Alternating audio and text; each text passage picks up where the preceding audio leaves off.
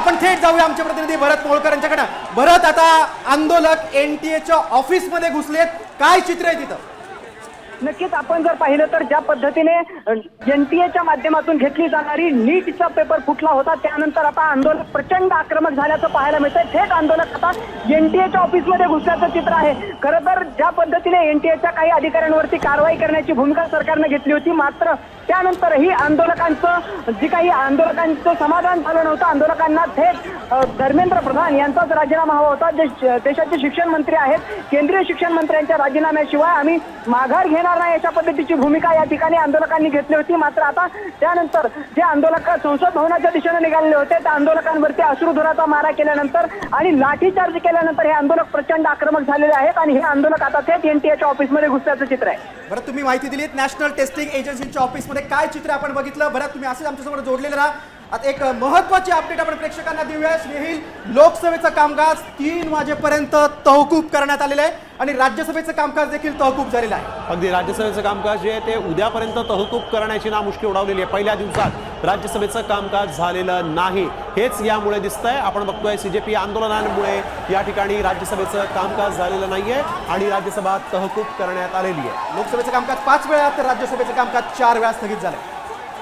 22 दिवसापासून जंतर मंतरवरती सुरू असलेलं जे आंदोलन आहे, हे आंदोलन या आंदोलनाला अखेर आज हिंसक वळण लागल्याचं पाहायला मिळालं।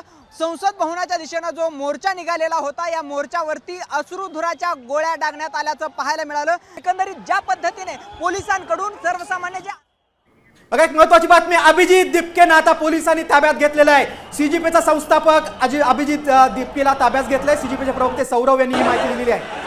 अभिजित दिपके हे यानंतर आमरण उपोषण करत होते। सोनम वांगचुक यांना पोलिसांनी ताब्यात घेतल्यानंतर आणि आता अभिजित दिपके यांना देखील पोलिसांनी ताब्यात घेतलेलं आहे अशी माहिती समोर आलेली आहे। अभिजित दिपके यांना ताब्यात घेतलेलं आहे, ज्यांनी या ठिकाणी हा मार्च यशस्वी होईल, हा मार्च संसदेपर्यंत जाईल अशी घोषणा केली होती, त्या अभिजित दिपकेंना अखेर पोलिसांनी ताब्यात घेतलेलं आहे। सीजीपीचे प्रवक्ते सौरव दास यांनी ही महत्त्वाची माहिती दिलेली आहे। अभिजित दिपके आता पोलिसांच्या ताब्यात, दिल्ली पोलिसांच्या ताब्यात आहे। अभिजित दिपके यांना पोलिसांनी ताब्यात घेतलेलं आहे। खरं तर वातावरण अत्यंत चिघळलेलं आहे गिरीश, खरं तर वातावरण चिघळलं असं म्हणता येणार नाही। अभिजित दिपके यांना पोलिसांनी आता ताब्यात घेतलेलं आहे। अभिजित दिपके यांच्याशी गेल्या 3 दिवसांपासून चर्चा करता आली असती, परंतु आता आपण बघतोय की त्यांना ताब्यात घेऊन आता नेमकं काय साध्य होणार आहे। इतकी परिस्थिती चिघळल्यानंतर, इतका फोर्स तिथं आणल्यानंतर, इतकं वातावरण बिघडवल्यानंतर मात्र त्यांना ताब्यात घेऊन काय साध्य होणार आहे हा प्रश्न आहे। अगदी बरोबर। आता सीजीपीचं शिष्टमंडळ आणि केंद्र सरकार याच्यामध्ये काय चर्चा होते, काय तोडगा निघतोय, काय काय मध्यम मार्ग निघतोय का, ते बघणं खूप महत्त्वाचं आहे।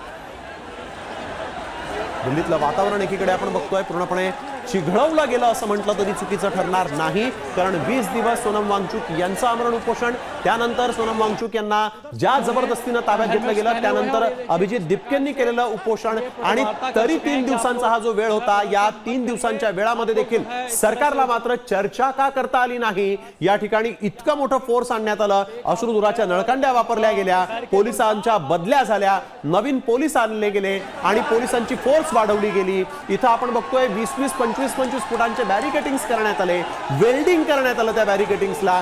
इथं सशस्त्र पोलीस दल आलं, लाठ्या काठ्या अखेर उभारण्यात आल्या। इतकं सगळं करून देखील या सगळ्याच्या ऐवजी चर्चेची दारं तर उघडी होती, ही चर्चा का करता आली नाही। नेटवर्क जाम करण्यात आलंय, त्यामुळे सर्वसामान्य दिल्लीतल्या रहिवाशांना देखील या जॅमरमुळे त्रास होऊ लागला आहे। केंद्र सरकारला या प्रश्नातून मार्ग काढण्याची, विद्यार्थ्यांशी संवाद साधण्याची इच्छाशक्तीच नव्हती असं आपण म्हणू शकतो। आता हे आंदोलन शिगेला गेलेलं आहे, पूर्ण देशभरात त्याची धग जाणवते। मुंबईसह अनेक राज्यांमध्ये तरुणाई संतप्त झालेली आहे। मात्र एवढ्या मोठ्या ज्वलंत शिक्षण व्यवस्थेच्या प्रश्नावर सरकारने मात्र हा कुठलंच प्रकरण गेल्या काही दिवसापासून गांभीर्यानं घेतलं नाही असं म्हणावं लागतंय।